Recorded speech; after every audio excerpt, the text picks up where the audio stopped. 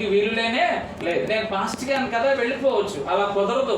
అక్కడికి వెళ్ళటానికి కేవలం ప్రధాన యాజకుడు మాత్రమే అక్కడకు వెళ్ళాలి తప్ప మరొకరు అందులోనికి వెళ్ళటానికి వీలు లేదు. అలాగనే పరమగీతముల పుస్తకం కూడా పాలు తాగేవారు చదివితే ఇది ఎవరికి అర్థము కానే కాదు.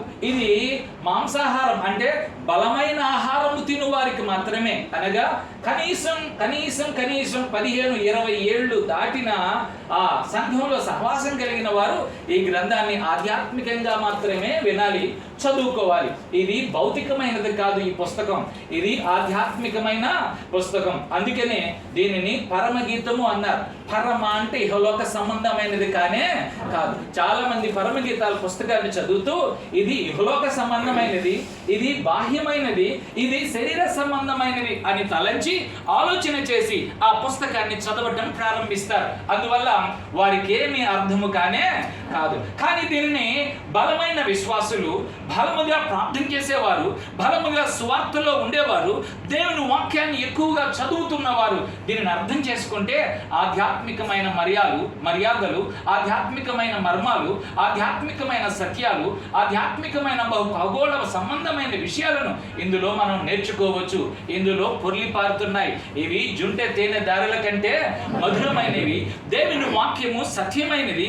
ఇందులోనికి వెళ్ళటం ద్వారా బహు సత్యంగా మనం బహుగా చక్కగా పాటలు పాడగలం. ఇందులో పరమగీతముల పుస్తకములలో 8 అధ్యాయాలు మనకు కనబడుతున్నాయి. అయితే దేవుని బిడ్డలారా, ఇది 8 అధ్యాయాల సారాంశమే కానీ పండితులైన వారు దీనిని 5 పాటలుగా చిత్రీకరించారు. అంటే 8 అధ్యాయాలు కలిపి ఎన్ని పాటలు అంటే ఇవి 5 పాటలు. అందుకనే దీని ఏమంటే పరమ గీతము అన్నారు. అంటే ఇది కేవలం ఈ పుస్తకం ఇది ఏంటంటే ఇది ఒక గీతాల పుస్తకం. ఇది కేవలం ఒక గీతాల పుస్తకం, మనం పాడుకునే ఒక పాటల పుస్తకం. దేవుడారా, ఈ 8 అధ్యాయాల సారాంశంలో దీని కథ వృత్తాంతం చెప్పుకుంటా పోతే మనకు చాలా టైం అవుతుంది. అయితే దీనిని ఒక విషయాన్ని జ్ఞాపకం చేస్తా. పరమగీతముల పుస్తకం కేవలం ఇది శరీర సంబంధమైనది కాదు, ఆధ్యాత్మిక సంబంధమైనదిగా మనం గ్రహించుకుంటూ ముందుకు మనం కొనసాగవలసిన వారంగా ఉంటూ ఉన్నాం. అయితే పరమగీతముల పుస్తకంలో ఉన్న స్టోరీ లేకపోతే కథ చాలా మంది ఏమనుకుంటారంటే ఇది జరిగినది అనుకుంటూ ఉంటారు. కానీ ఇది జరిగినది కాదు, ఇది ఒక కావ్యం మాత్రమే. ఇది ఆయన సొలొమోను యొక్క ఆలోచనలో నుంచి, ఆయన మెదడులో నుంచి వచ్చిన ఒక గొప్ప కావ్యం.